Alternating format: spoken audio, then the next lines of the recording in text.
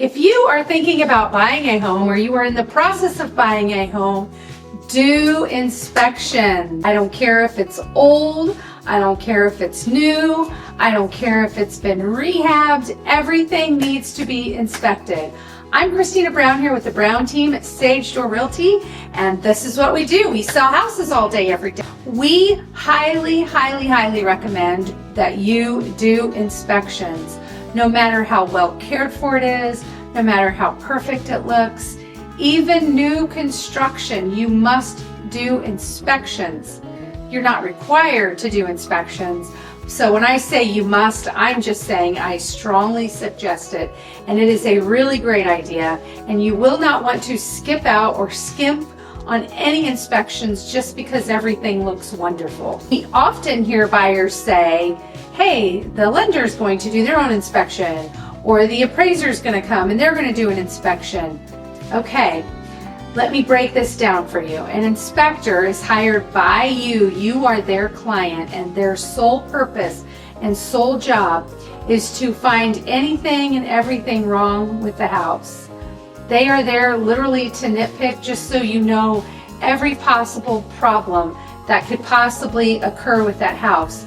Not only is it just like they're laying eyeballs and looking for problems, they are trying to make problems occur, meaning they are running lots of water, flushing lots of toilets. If that sewer is going to back up or show signs of it, I mean, anything they can do to help with a problem so that you don't move in and then have a problem, that is what they're there to do. They are there a good 2.5, 3 hours on average, depending on the size of the property, and they are there again for you.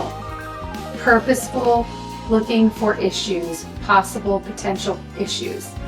An appraiser, they are only there to make sure that the property is worth what the lender is lending, because that property is collateral. That's what's used to secure the loan that you're getting on the property, meaning if you quit making your payments, that lender gets to keep the property and sell it, whatever the case may be, to recoup any losses that occur from you not making your payment.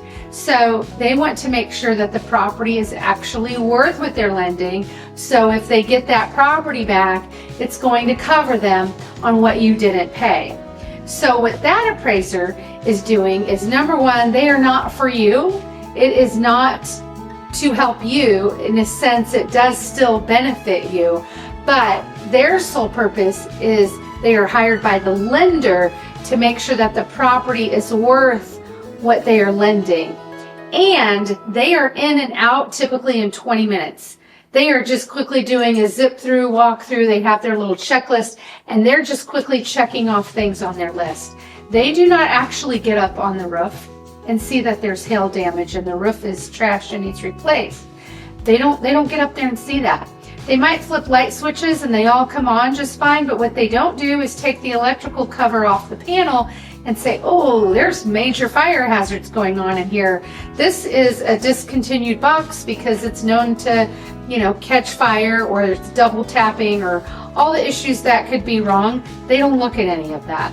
They don't turn on water and run it and flush toilets and do all these things at the same time to try to find a plumbing issue. It is, oh, the faucet came on, great, next room.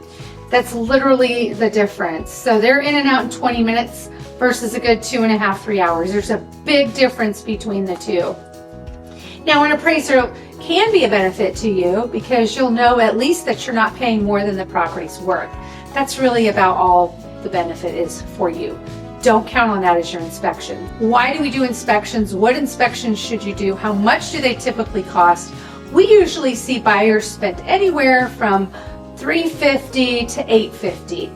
And there is a huge range because it depends on what inspections you choose.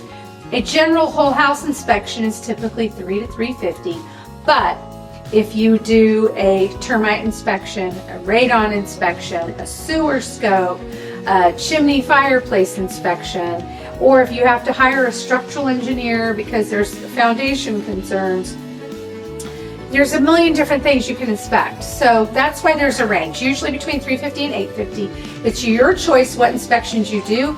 Here in the Midwest, you want to do a whole house inspection, a termite inspection, a radon inspection, and I tell everybody always do a sewer scope. Even for new instruction, I can't stress how important it is, but old, new, vacant properties, occupied properties, well-maintained properties, all of it, you need to do sewer scopes.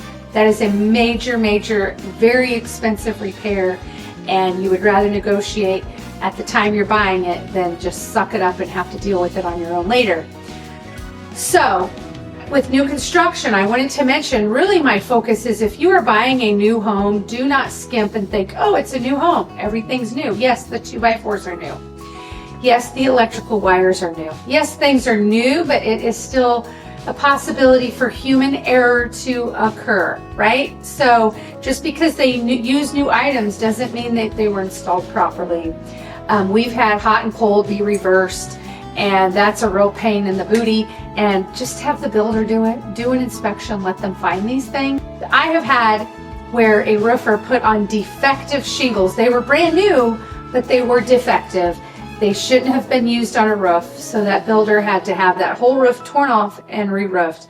I've had where new construction, where they have driven their big trucks over the yard and collapsed the sewer line, and this happened just recently, and they had to replace the sewer line in a row of 4 homes because their trucks damaged it. We've seen where they've poured concrete down into the sewer drain and ruined the sewer line. You want to know these things before you buy the house. That builder will fix these things, but only if you know they're wrong. Yes, you will get a warranty, but it is very limited, and you have to have an issue occur where you know there's a problem for it to be fixed during that warranty period. For the roof, for example, if it's the year warranty on the roof and you don't know that those are defective shingles, you might not know until there's a storm 3 or 4 years down the road. It's too late. You're stuck with that roof. So do inspections, even and especially on new construction. No home is perfect. A new home, you want it to look perfect and be perfect, but a way to ensure and protect yourself are do those home inspections. All right, y'all have a great day. Reach out if you have any questions.